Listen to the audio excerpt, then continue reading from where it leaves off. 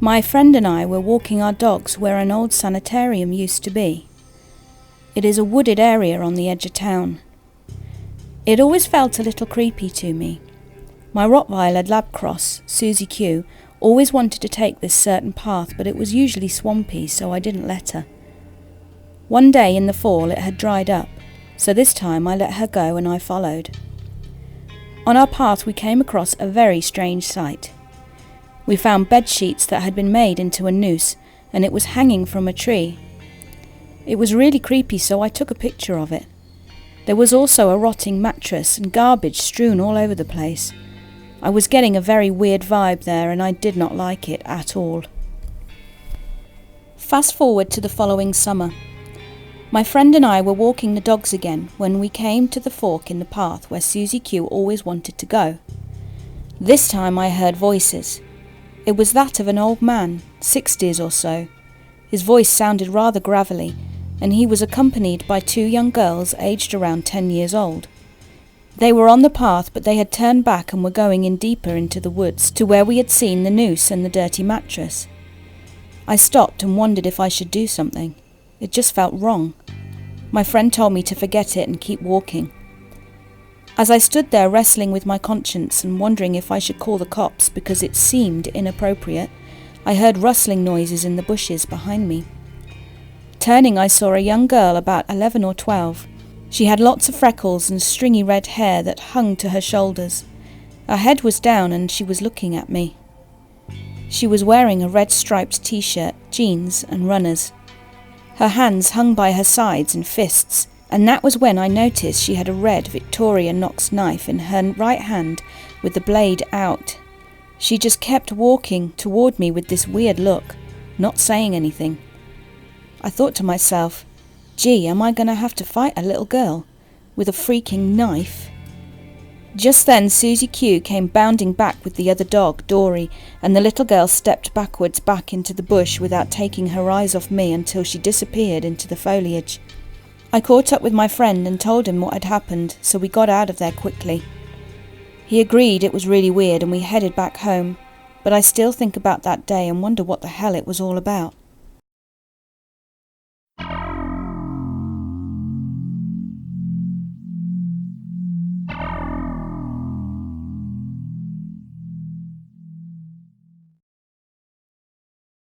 When I was 9, I lived in a 2-story house with my parents and my 3 siblings.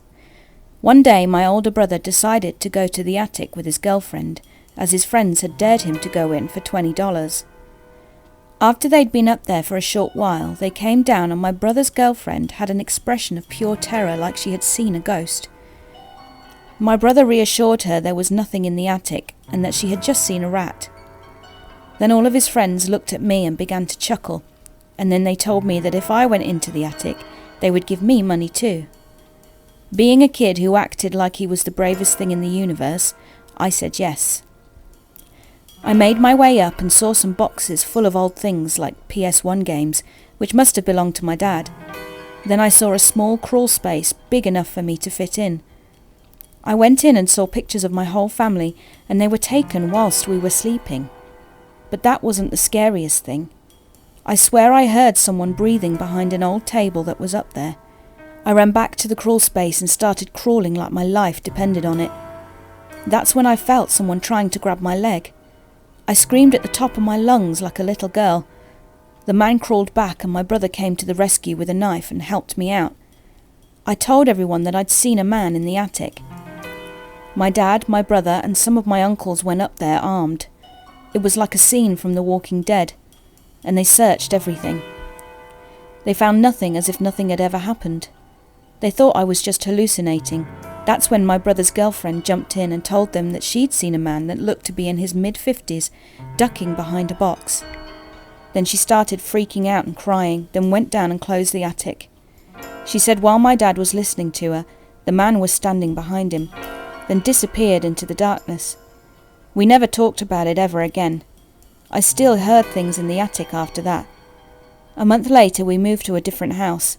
I still think about what could have happened if I hadn't escaped or if nobody had come to help me.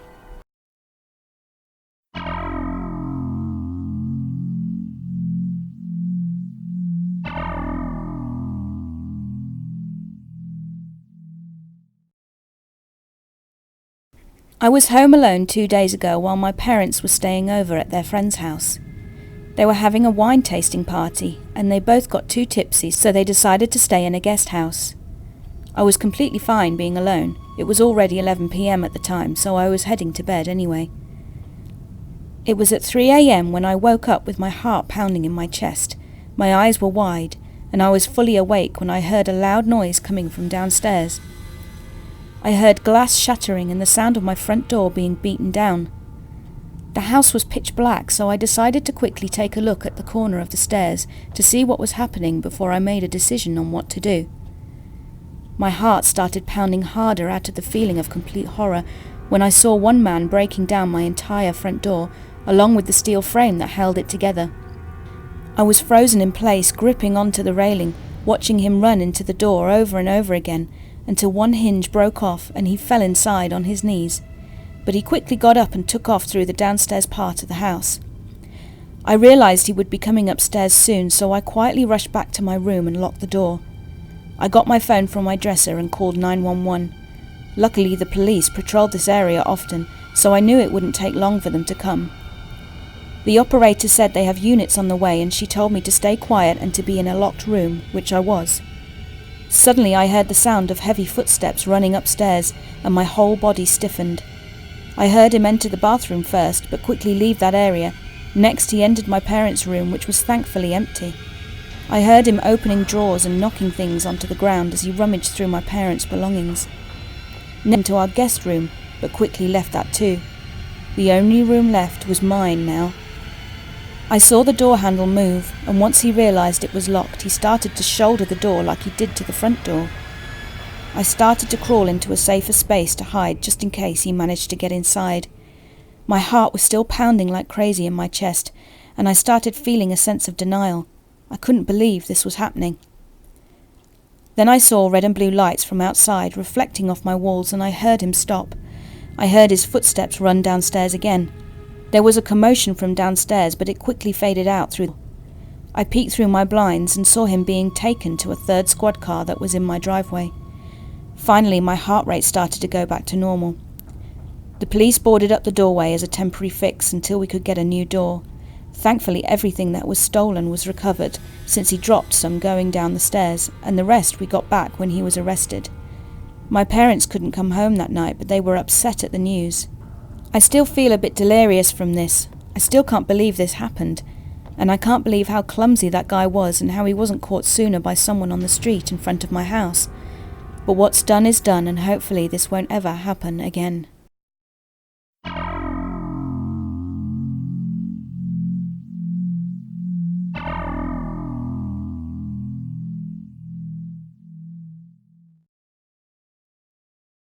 Last Wednesday I went to the beach with my brother David, Eddie and my dad. The plan was to fish all night and sleep in the car and carry on fishing in the morning. That didn't work out, and we had to leave at 4 a.m. because my dad was too afraid to stay. From my perspective, this is what happened. I fell asleep around 1 a.m. with my two brothers. My dad decided to go metal detecting at 1 a.m. to 4 a.m. This was normal because we have done this before. But around 3 a.m. my brother got a phone call and suddenly woke us up. It was my dad, and he told my brother that someone had come up to him. We were all half asleep and didn't think much of it. On the phone he'd said to stay where we were and go back to sleep as some people had turned up, and then he just hung up. We fell back to sleep, and around 30 minutes later my dad arrived back at the car. The first thing he told us was that he thought he'd seen the devil. Immediately I wake up and listen to what he has to say. The first thing I noticed was my dad's expression. It was shocked and scared. I have never seen my dad scared in my whole life, so it was shocking to see him this way. He began telling us what happened. This is how the story went. At 1 a.m. he began going through the beach with his metal detector. My dad has a habit of losing track of time, so he said around an hour into metal detecting, he noticed a man facing towards the ocean, dancing around a light on the floor. He ignored it and carried on walking around. 30 minutes later, he noticed another man facing the ocean, laying down with his legs and arms up and looking as if he was stretching. My dad thought this was a different person, but he looked back to where the man was dancing and he was gone. My dad began getting chills because no one else was at the beach at this hour and he was completely alone. He started to think he was being followed by this man. He continued walking as he kept his eye on the man to make sure he wasn't being followed, and after he thought he was far enough, he looked forward and then turned back to see the man, but this time he was around 6 feet away from him, butt naked, and crouched on the floor facing away from my dad and towards the ocean. My dad said he felt a presence that was not human, and he started to panic because how did this man get to him so quickly? It was not human speed, he was too fast. My dad got his scooper made of metal and gripped it just in case the man decided to attack him. He also pulled his phone out to call David and my brother. He kept his eye on the man, and he said the man looked as if he was slowly turning his head to look at him, so my dad turned his back to him and started to try and get away. As my dad described it, he said he felt as if he was being hunted, and he felt as if the man was close to grabbing him. Then he found some people talking and laughing, and my dad got close to them and looked back to where the man was, but he was gone. Keep in mind it was 3 a.m. now, and there was no one on the beach. The man just vanished, nowhere in sight. My dad decided to stay with the people because it was a long distance from there and the car, and he felt that the man would notice him walking back alone. 30 minutes later he gets to the car and looks around him, as he has this feeling of being followed. My brother David wanted to look for the man, but my dad just said we should go home, so we did. Later, as he described what had happened in more detail, he said he never saw his face, which we found weird, and that he began feeling a horrible feeling as soon as he noticed him dancing. I don't know what to think of it, but it gives me chills to imagine what my dad saw and felt.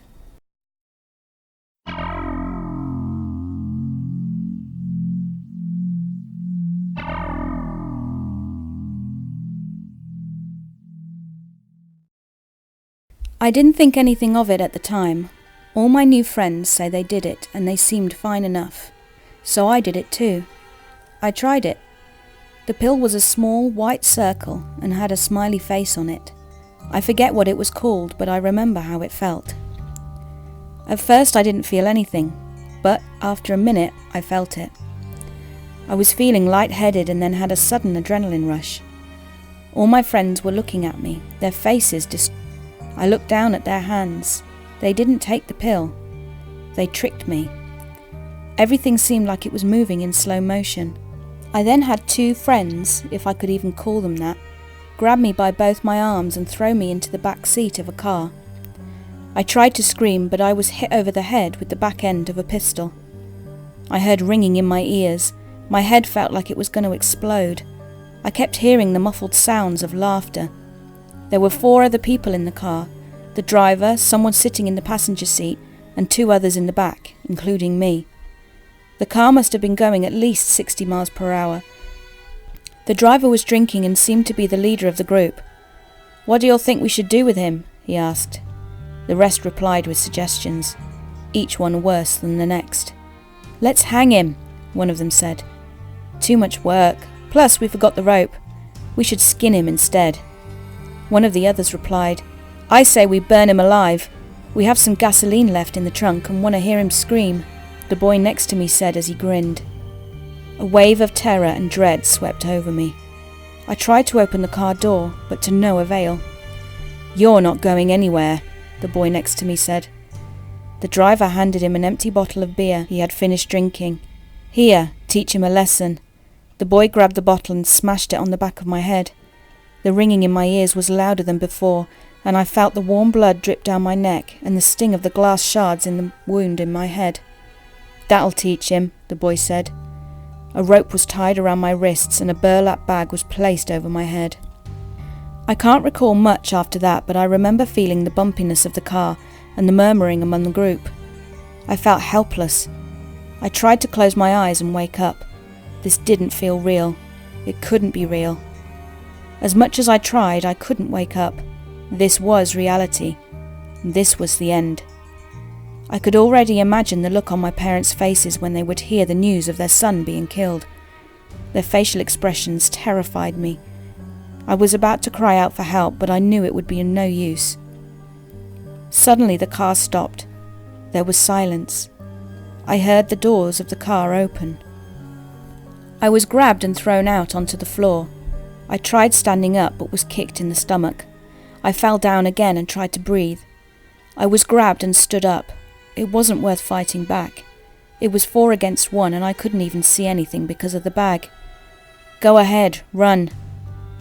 I knew that they would stop me anyway, so I didn't move. "Run," he screamed, but everything sounded distorted as if I was in some type of fever dream. "No," I replied. I was met with what I could only assume was a baseball bat to my stomach. I fell once again and was grabbed and stood up. "Run," he said, sounding angrier than before. So I ran. I didn't know where I was going, but I ran. I could hear the twisted laughing of the group fade away the farther I ran. As I was running, I was tripped by one of the people. I fell hard and landed on my face. Blood poured out from my nose and my head was bleeding even more now. I was dragged by both arms and was stood up once again. I could barely support myself and my head was pounding. "What should we do with him?" the leader asked. "I say we skin him." "No, let's burn him." "Let's beat him with the bat," they replied. Or, "How about we do all 3, the leader said. The others liked this idea and discussed which one they should do first. They decided, after arguing, to use the bat first. "Please," I cried. "Please, I'll do whatever you want." The 4 laughed. I was once again thrown into the car and we began driving again. We drove for a couple of minutes. While driving, the door of the car was opened and I was thrown out. I landed on my right side and felt one of my ribs snap. I heard the laughing of the group as they drove by and I lay in pain on the asphalt. I heard the slowing down of the car as they backed up. I knew if I tried running away they would catch me. The 4 stepped out of the car and picked me up. I then was let go by one of the 2 who were holding me. I stood and tried not to fall. I could barely hold up my own weight. I was hit across the head with the baseball bat. I was then forced to stand up and kept getting hit by the bat. They hit me in the stomach, and the pain in my rib became unbearable. I was stood up once again, but this time was hit on my left knee. I felt the crack of the bone. I shouted out in pain and was kicked in the face while on the floor. "Don't make up, break the other one," the person with the bat shouted. The beating continued. It was almost impossible to stand after it was done, but I had no choice. "My turn," I heard one of them say. I was kicked in the left knee. I fell again and felt 3 people grab me. One was holding my right arm, another holding my left, and one was holding my right leg. Only my left leg was free. I tried fighting back and jerking my body so I could get out of their grip, but it was of no use. "Fighting back won't do you no good," one of them said. I knew he was speaking the truth, but I didn't want to believe him. I kept resisting. The person who was standing above me stepped on my left knee. I screamed at the top of my lungs. I was kicked in the face and felt my front teeth break. "Don't make me cut out that tongue of yours," the one holding my left arm said. I was crying. I felt a knife cut into my thigh. I squirmed in pain and begged them to stop. They tightened their grips and pinned me down. I felt as the blade slowly sliced through my skin and made its way down my leg. The pain was intolerable. He peeled the skin back and began cutting between the skin and muscle. I could only imagine what my leg had looked like when I tried my best not to scream at the pain in fear of being hit again. The blade cut a patch of my skin out of my left leg, and I felt the last cuts of my skin as it was separating. I could hardly breathe by the end. The others let go of my arms and leg. "See, that wasn't so bad," one of them said. I could barely talk. I felt the bag on my head being pulled off. I felt the cold night wind blow on my face, and I looked down at where there was once skin on my leg, and saw only the strands of muscle that was left, and the blood that was pouring out of the wound. I felt lightheaded. I looked up at the 4 and couldn't make out their faces. They were all looking down at me. I saw one of the 4 walk over to the trunk of the car. He pulled out a red gasoline container. "No, please," I murmured, not being able to speak clearly because of my broken teeth. "Shh," he said as he slowly walked over to me and untwisted the cap. The cold gasoline was poured on my left leg and stung the open wound. The 4 got back in their car. The leader threw something at me. It was a gun. It slid across the asphalt just a few feet away from me. He then lit a match and tossed it. My leg caught on fire. I screamed and violently shook my leg. I could feel it burning the muscle and skin, and the smell of burning flesh filled the air. The group drove off. I quickly grabbed the burlap bag that was wrapped around my head and proceeded to pat the fire out. It took about 30 seconds before it went out. I laid there in pain. I looked at my left and saw the pistol. I was going to put an end to my suffering. I crawled slowly towards the gun. I reached out and grabbed it. I put it to my temple. This was it. This was the end. No more suffering. I pulled the trigger. It clicked, but no shot. Empty.